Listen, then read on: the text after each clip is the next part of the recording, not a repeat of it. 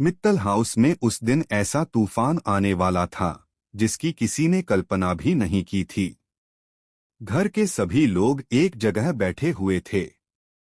माहौल पहले से ही थोड़ा तनाव भरा था, लेकिन किसी को नहीं पता था कि अगले कुछ मिनटों में ऐसी बात सामने आने वाली है जो पूरे परिवार की नींद उड़ा देगी। तभी प्रथम सबके सामने आकर खड़ा हो गया। उसके चेहरे पर घबराहट नहीं थी, बल्कि एक अजीब सा आत्मविश्वास दिखाई दे रहा था। ऐसा लग रहा था जैसे उसने कोई बहुत बड़ा फैसला कर लिया हो और अब वह किसी भी कीमत पर उससे पीछे हटने वाला नहीं है। कुछ पल की खामोशी के बाद प्रथम ने गहरी सांस ली और कहा, आज मैं आप सबसे एक ऐसी बात कहना चाहता हूं जो काफी समय से मेरे दिल में है। मैंने बहुत कोशिश की इसे छिपाने की, लेकिन अब और नहीं छिपा सकता। मैं राध्या से प्यार करता हूं और मैं शादी भी उन्हीं से करना चाहता हूं। जैसे ही यह शब्द उसके मुंह से निकले, पूरे कमरे में सन्नाटा छा गया। किसी को अपने कानों पर विश्वास नहीं हुआ। ऐसा लगा जैसे समय कुछ पल के लिए रुक गया हो। सब लोग एक दूसरे का चेहरा देखने लगे। सबसे ज्यादा हैरान दादी जी थीं। उनकी आंखें गुस्से से फैल गईं। उन्होंने तुरंत अपनी जगह से उठते हुए कहा, प्रथम, तुझे हो क्या गया है? क्या तू जानता भी है कि तू क्या बोल रहा है?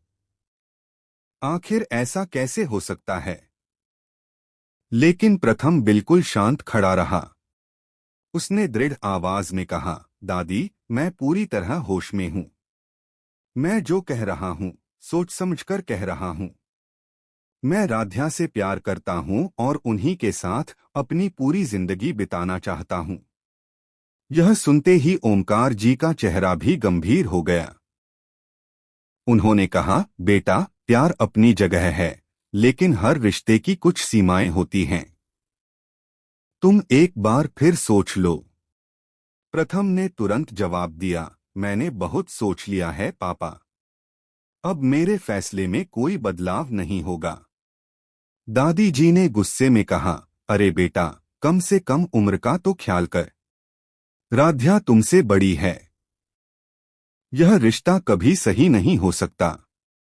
प्रथम ने बिना झिझक कहा, मुझे उम्र से कोई फर्क नहीं पड़ता। प्यार दिल से होता है, उम्र देखकर नहीं। उसकी यह बात सुनकर घर के सभी लोग और ज्यादा परेशान हो गए। उधर राध्या एक कोने में खड़ी यह सब सुन रही थी। उसकी आंखों में आंसू भर आए थे। उसे समझ नहीं आ रहा था कि वह क्या करे। एक तरफ प्रथम का प्यार था और दूसरी तरफ पूरे परिवार का विरोध। तभी दादी जी अचानक राध्या की तरफ मुड़ी और गुस्से में बोली, सच सच बता लड़की, तूने मेरे पोते पर कौन सा जादू कर दिया है? आखिर वह तेरे पीछे इतना पागल कैसे हो गया? राध्या यह सुनकर कांप गई। उसने रोते हुए कहा, मैंने कुछ नहीं किया दादी जी। मैंने कभी प्रथम जी को इस तरह सोचने के लिए नहीं कहा।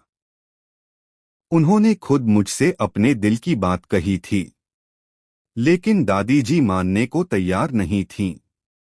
उन्हें लग रहा था कि जरूर कोई ऐसी बात है जो उनसे छिपाई जा रही है। उधर रजनी जी की आंखों में भी चिंता साफ दिखाई दे रही थी। उन्होंने प्यार से कहा, प्रथम बेटा, जिंदगी सिर्फ भावनाओं के सहारे नहीं चलती। कई बार हमें दिल के साथ साथ दिमाग की भी सुननी पड़ती है। लेकिन प्रथम अपनी बात पर अड़ा रहा। उसने कहा, माँ, अगर मैं किसी से प्यार करता हूं तो वह सिर्फ राध्या है। मैं किसी और के बारे में सोच भी नहीं सकता। इसी बीच वहां प्रथम की दोस्त भी पहुंच गई। जब उसे पूरी बात पता चली तो वह पूरी तरह टूट गई।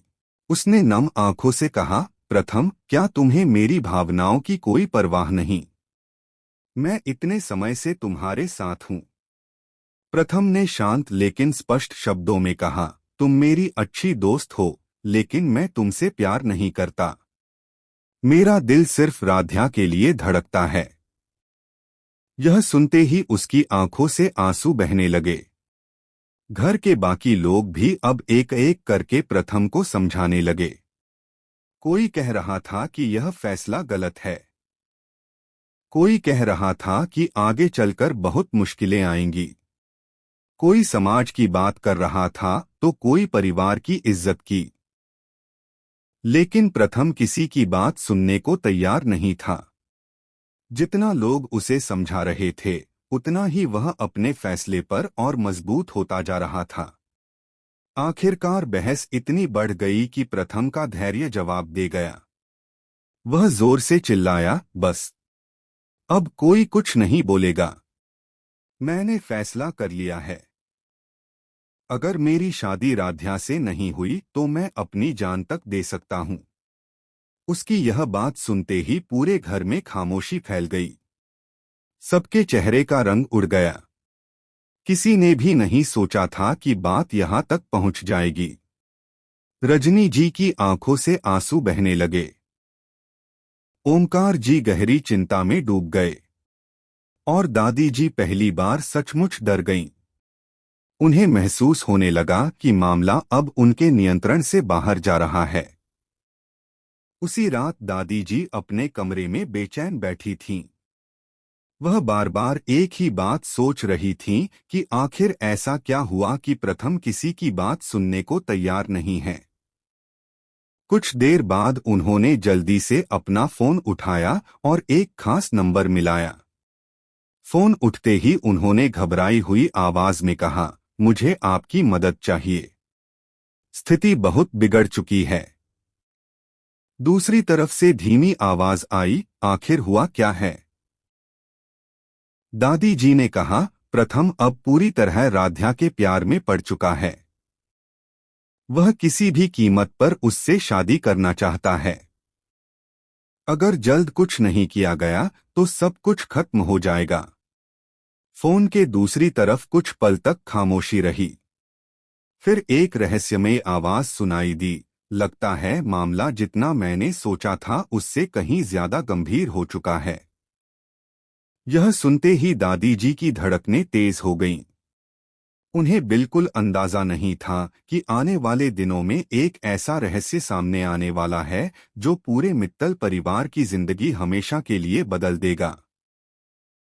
और इस रहस्य की शुरुआत होने वाली थी एक ऐसी रात से जिसका इंतजार किसी ने नहीं किया था। दादी जी फोन पर मिली उस रहस्यमयी चेतावनी के बाद पूरी रात सो नहीं पाईं। उनके चेहरे पर डर साफ दिखाई दे रहा था। वह बार बार कमरे में टहल रही थीं और मन ही मन सोच रही थीं कि अगर प्रथम और राध्या का रिश्ता इसी तरह मजबूत होता गया तो उनकी बनाई हुई सारी योजनाएं बर्बाद हो जाएंगी। अगली सुबह भी घर का माहौल सामान्य नहीं था। सभी लोग अपने अपने काम में लगे हुए थे, लेकिन हर किसी के मन में पिछले दिन हुई घटना घूम रही थी। कोई खुलकर कुछ नहीं कह रहा था, मगर सबके दिमाग में एक ही सवाल था कि आखिर अब आगे क्या होगा।